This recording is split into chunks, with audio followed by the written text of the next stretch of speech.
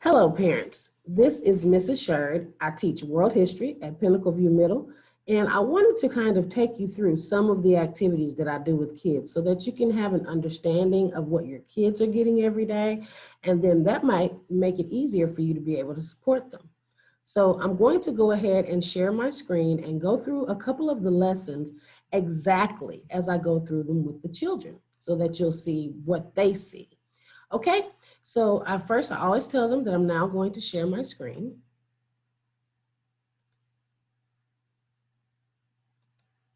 And then I ask them to please chime in when they can see it, and they will unmute and say, we can see it, and then I move on. So I go into my Schoology. I always start with updates, and this is where I tell them to start. Here in updates, they will have reminders in this section that tells them what is due. This reminds me of what I need to continue to grade, but it will tell them what's coming up and the dates and what the assignment is. And they can actually just click on the assignment from updates, and it'll take them exactly to where the assignment is. So I try to always put some interesting news updates in here, and we talk about those first. So this weekend, the Razorbacks won against Mississippi State, and I led them off in a woo pig suey, okay?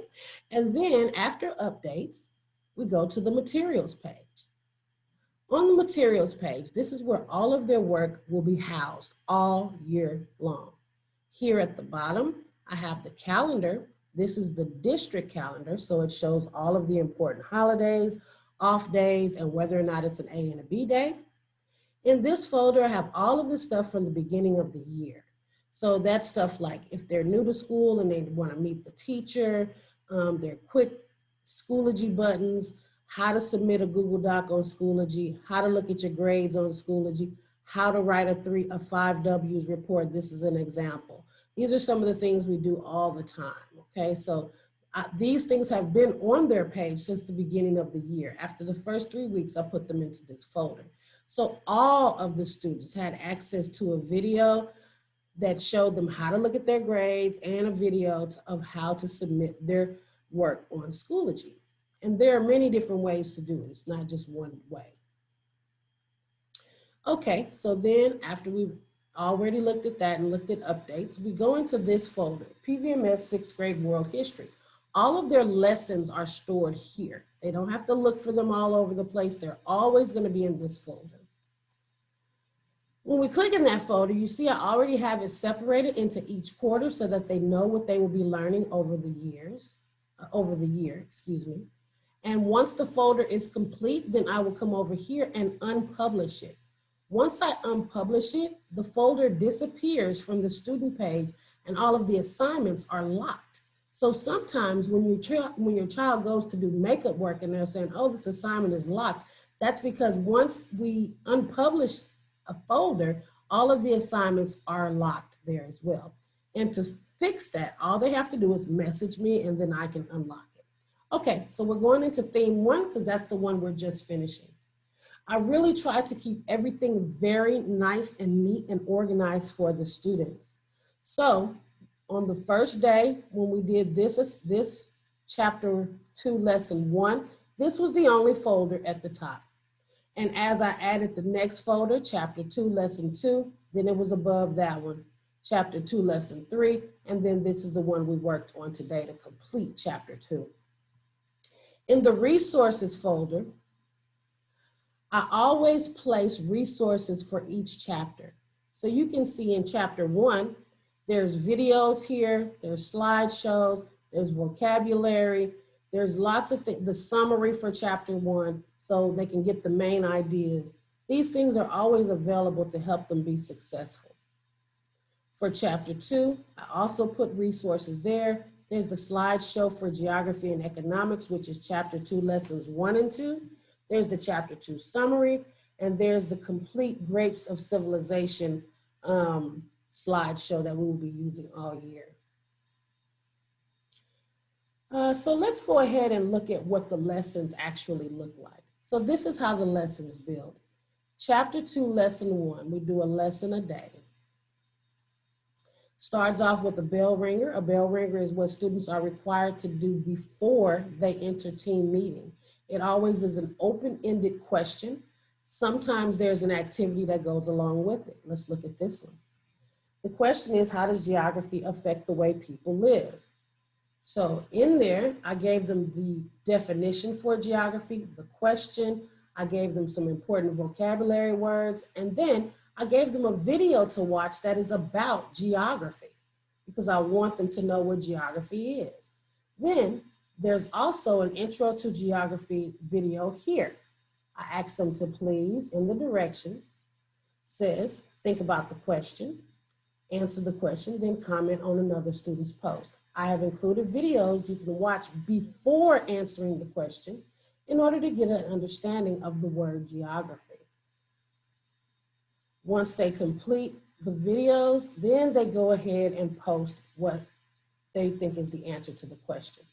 Sometimes bell ringers are graded, but usually they are not. It's just a way to open the lesson and get them to understand the basic concepts before we go deeper. Once they finish that, all they do is click next. Next is our team meeting, and it is always step 2. I gave them just a little encouragement on this particular day. You can do anything, you can be anything you want to be, as long as you believe in yourself and work hard. And then they know to go to team meeting. Team meeting is always housed in the announcements. So I'm just going to jump back quickly to the materials page and show you where it is. Here at the top in this announcement, it never changes. This blue link is always where they will go for their team meeting, and the time is always listed. Also, if they were in updates, it's at the top of the page there also. So team meeting is easy to get to, and it never changes. The time is always the same, and the link is always the same. Okay, so let's go back to the lesson. Excuse me. Okay, during team meeting is when I teach. So that's when they get their direct face-to-face instruction with me.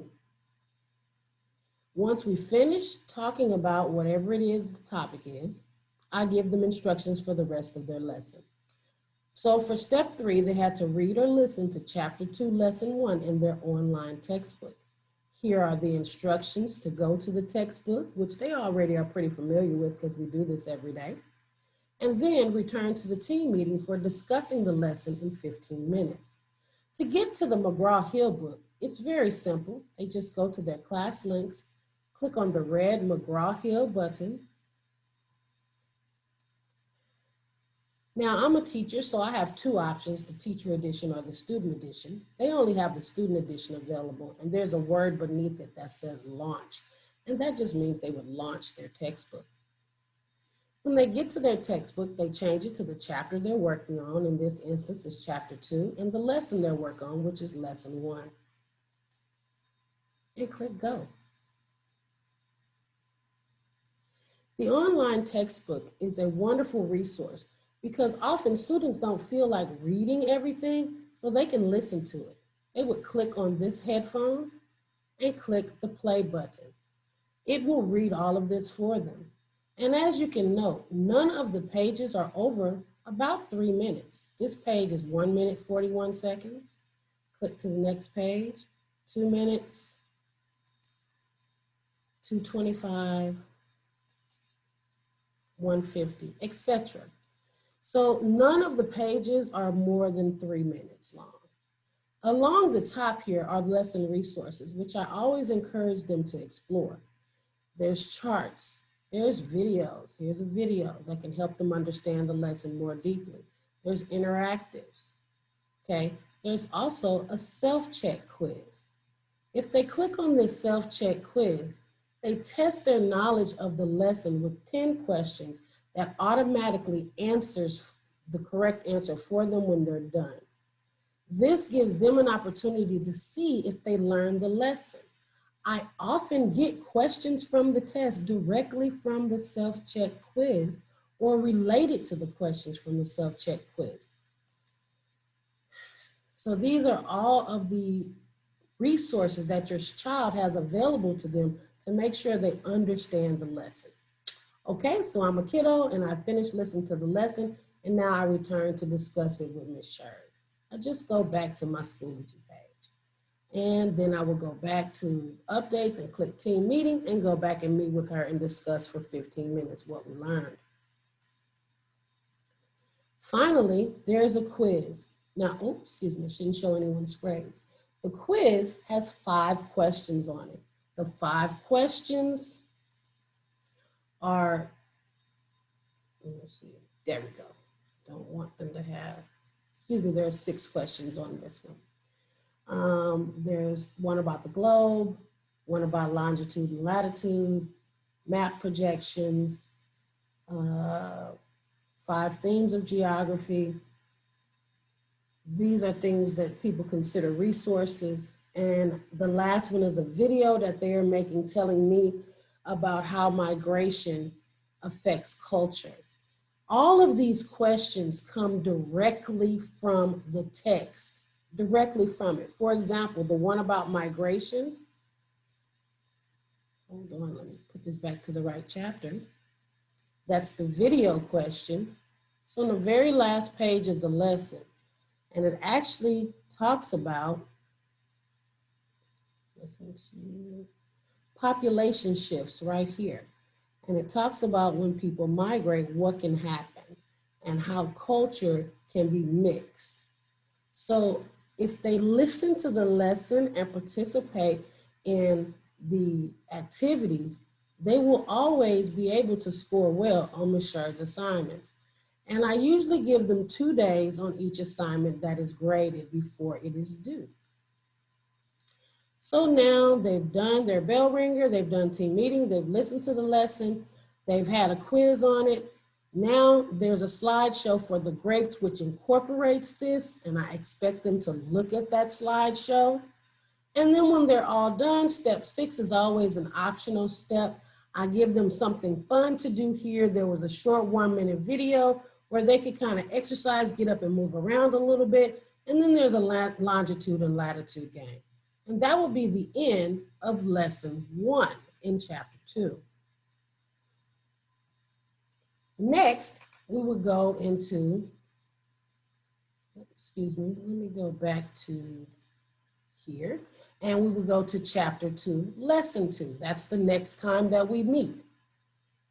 They always have a bell ringer. How do people get their resources that they need? This one is graded because there is a rubric attached to it. So when they go in here, I give them clear and explicit instructions. Think about the prompt.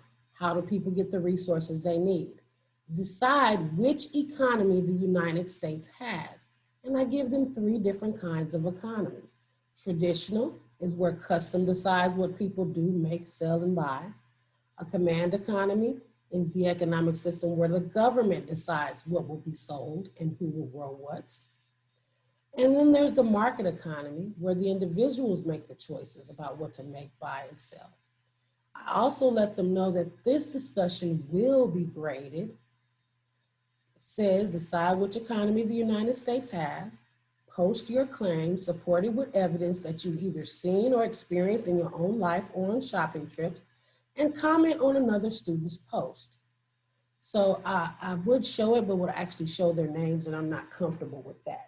So what the students do is they pick an economy, and then they go ahead and place it there. The rubric is graded on 2 things, and it was showed if they participated in the discussion and if they commented on somebody's post. They don't even have to get it correct because this is their first introduction to it. I just want to see that they're thinking about the names and the definitions and applying that to their own life story. Okay, step 2, as you know, it's always going to be team meeting. So for today's topic is where I taught them how to make a claim. This is one of the assignments that they will do over and over during this year. They will be learning how to write an argument, and they will be learning how to do research. So the first thing I showed them was this document, which comes from our Step Up to Writing program, which is a writing program that helps middle schoolers become better writers. And I use resources from here all the time to make sure that I'm giving them the best instruction possible. So here we talked about what the definition of an opinion was, what the definition of a claim was, what the definition of argument writing is. And then I had the students to make statements and decide whether or not their statement was opinion or claim. When we finished that one, we looked at this document and discussed it.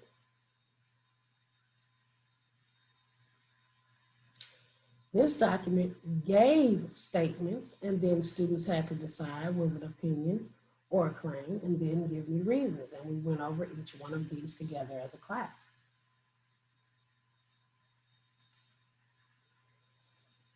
This document is the one I told them to use and follow like the rubric, because this is what the rubric was going to be based on. They need to have a topic. Their statement, their claim is clear and firm. I have something important to say, and they state it. Organize the support for your claim. You have to give examples and explanations and evidence. Then you have to talk about the opposing view and counter them with facts that prove them untrue. And finally, a conclusion that people will remember, where you restate the claim and either invite people to agree with you or take action. I instructed the students that they could not get a passing grade on writing a claim if they did not use at least 4 sentences. They have to state the claim, they have to give some type of example, they have to acknowledge the opposite view and counter it, and they have to give a conclusion.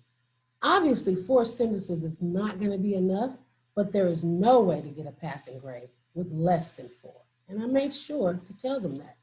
This document is also on the top of the page where they had to write the claim.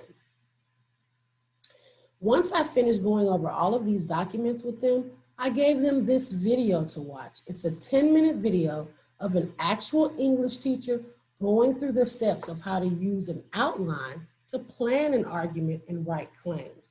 It's much more detailed than what we did together, and it gives them an opportunity to pause, play, or rewind to make sure they really understood the concept. Then they click next. In step 3, they had to get the information to write the claim. So this is what they needed to do. Before listening to the lesson, they had to look up these words on the internet or a trusted site like dictionary.com to get a better understanding of the words that are going to be used in the lesson. I asked them to try to restate the definitions in their own words. Here are the words they need to know in order to understand the lesson: basic needs, resources, supply and demand, opportunity cost, and scarcity. Once they looked those words up, step 3 was to watch these videos, and I gave them options. There's really simple ones that might only be 1 minute. There's some that have more information here, and then this is a very high level one that's on the high school level for students who are advanced. So I try to meet students where they are and then give them choices to help them understand what the lesson is about. Finally, once they've done the definitions and watched the videos, and now they can go and read or listen to the lesson in the textbook. Once again, same thing. You go here, you click on the red McGraw-Hill button, launch your textbook, change this to chapter 2, lesson 2. And again, no page is over 3 minutes. First page, second page, third page, excuse me, that one is over 3 minutes. Fourth page, and the final page. Okay, also, yet again, there are videos, resources here, self-check quiz, and even a game to help them understand the topics discussed in the lesson. Yes. They can be timed or not, and they would use these definitions and drag and drop them and see how fast they could do it. Play a game. So as you can see, students are given a variety of activities so that they will understand the concepts in the lesson. Now, once they have done all of that, it's time to show me what you know. Oh, actually, I gave them this additional resource. Nowadays, kids like comic books. So I did get graphic novels that are on the topics that we're learning about. One has a female lead and one has a male lead that actually brings into action those ideas. So this one has a female lead and she is starting a business on her own, and it goes through her adventures with economics. The other one has a male lead and it's called Strangers on a Train, and it goes through his adventures with economics. He is an entrepreneur. So now it's time to show me what you know. And it comes to the assignment. The assignment has one question. Let me preview it for you. As I said, it has the same instructions that I gave them in the lesson. Now that you have studied geography and explored economics, you will write a formal claim to answer this question. How does geography and economics connect our world? There's the rubric so they know what I'm looking for. And then they start the attempt. They write the answer in the box, and they have more than one attempt to do this. And as I said, I usually give them about 2 days to get it done. So now that they have gotten all done with their assignments, as I said, I accidentally clicked off, but I'm going back now. As I said, when they finish their assignments, I always put something fun or relaxing at the end of the lesson because they've worked so hard. So at the end of the lesson, they were able to choose a video for discussion. They had 5 different videos to choose from. They were to pick one, write a post when they finish it, comment on someone else's post. This one is not graded. Doesn't say it's graded. There is no rubric attached.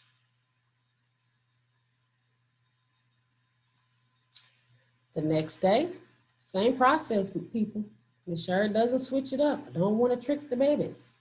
So now we're in workspace for chapter 2, lesson 3, practicing citizenship. They get here. Hey, guess what? Bell ringer. It's the first thing, always. On this one, what are the duties and responsibilities of an American citizen? Well, I put in some background information about what kind of government we have. And as Americans, we often know of our freedoms and rights, but we don't really know oftentimes what our duties and responsibilities are. So I asked the students to watch the video, then answer the prompt. What are the duties and responsibilities do citizens have in the American government? This is the video. It's a wonderful video about the branches of government and the duties of a student. Then the students go ahead and write their comment and respond to someone else's. Then we have class meeting, and in class meeting, we looked at updates. Before we looked at each one of the grapes that we studied this week, and I added in another one, social structure. We discussed citizenship. They described the culture of the Ojibwe clan using this video about the Ojibwe clan. Then we talked about were there any parallels between the USA and the Ojibwe nation. And finally, we listened to the grape song, which is this wonderful, catchy song that describes each one of the grapes and will help the students remember what they are when we're applying them to each civilization. Next, they are to read or listen to chapter 2, lesson 3. Same way, go to the McGraw-Hill app. And then they were going to write the 5 W's report. In the 5 W's report, today, I already told them that they would be reading the preamble of the Constitution. I asked them to put their main idea in the research, cite their sources correctly, and what it should include. I listed the preamble here by number so they could refer to one line or another. And then I gave them, if they're using Encyclopedia Britannica, they were able to go to PVMS and access. Then I went over the rubric with them so they would understand who. Ask yourself, who is the speaker or author of the preamble? What events are taking place? Who is the author or speaker and what point of view? When did this happen? What time period? Where was it written? What is your conclusion or interpretation? And then cite your sources. I actually gave them a reputable site they could use, and also Encyclopedia Britannica. And if they're at home, they would need to use this to access Encyclopedia Britannica.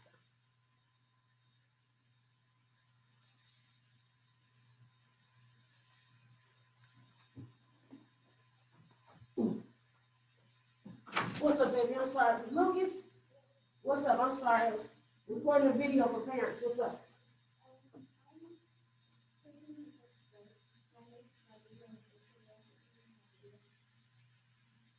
Okay, the way I can grade one attempt and the other attempt. So if you do a second attempt and you want me to grade that, and then put the video on that.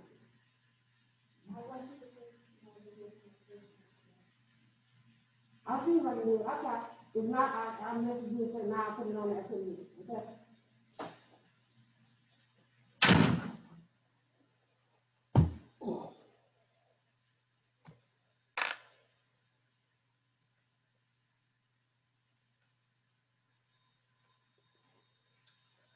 Okay, so I try my best to make sure that students are very clear on what my expectations are. Once they have completed their 5 W's, I show them that the research, I'm not so concerned with the details of the research.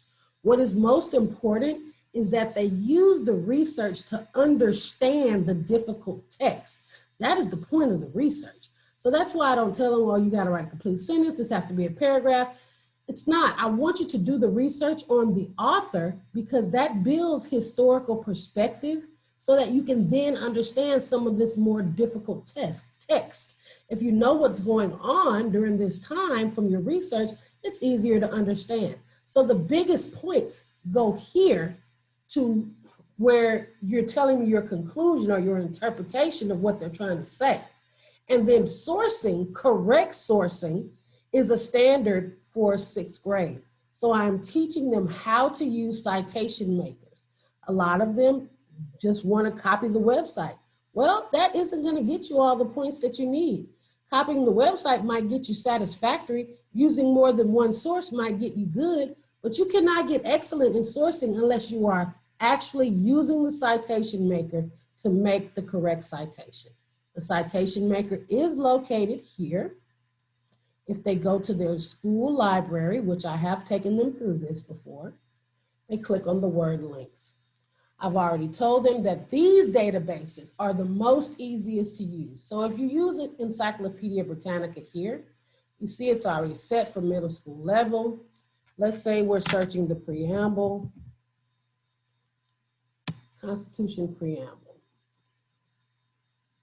I'm going to find the one that makes sense to me, the article, and read it. If I want to cite this article, I simply click this checkbox, which cites the citation for me, and I just copy this and put it at the bottom of my page. I have instructed the students to use this source. Also, if they wanted to use one of the others, like World Book, these also are trusted databases full of information. They don't have to search the internet for everything. I've given them these resources. They're here for them.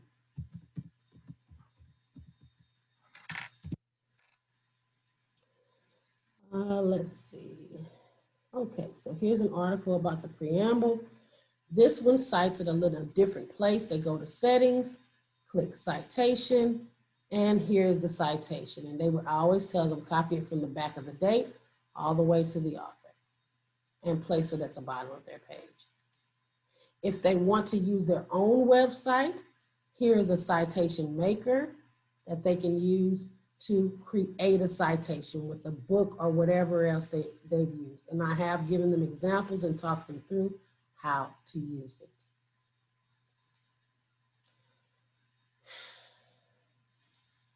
Now that they have written their 3 W's report, click next, 5 W's, and they had the chance to choose a different one of those videos to finish out the day.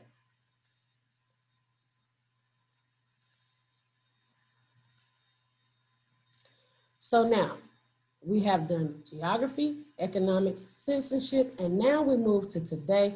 It is the final test for chapter 2. End of theme 1. We did the bell ringer. How well do you think you mastered these topics? And the students had to rate them 1 to 10, how well they understood them, and a brief explanation. Then I took them over writing a claim. Yet again, we talked about this rubric. And then I had the students, I picked students to, these are all student works with no name on them. And I read it to the students and had the students to then go back to the rubric and grade what a person would get. Okay, they don't know who the people are or anything. And to make sure they understood what I'm expecting in this. So I'm not just throwing them out there and not giving them any way to be successful. But like this person just wrote in response to the claim, it connects our world by its understanding. There is no way I can give that a good grade, okay? I need them to be able to write sentences and get their points across well. And that's why I give them the information and the skills that they need. Now, I'm not big on punctuation or spelling. I don't really take points off for that unless it's something formal, and then I say in the rubric, your spelling and punctuation must be correct. Okay, I'm more interested in the content. Once I finished reviewing with them, they went to the test. Preview the test, 2 attempts. The final test has 13 questions on it. Most of the questions are directly from the lesson that they've had, as you can see.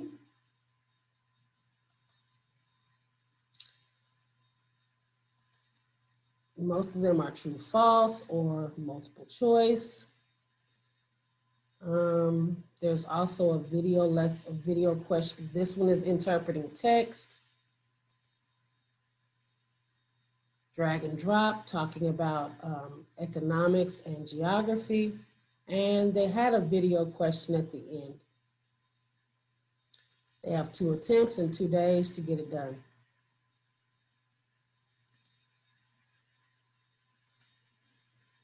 And today, once they are all done, they go to step 4 and they either have mindfulness or chair dancing as their final activity.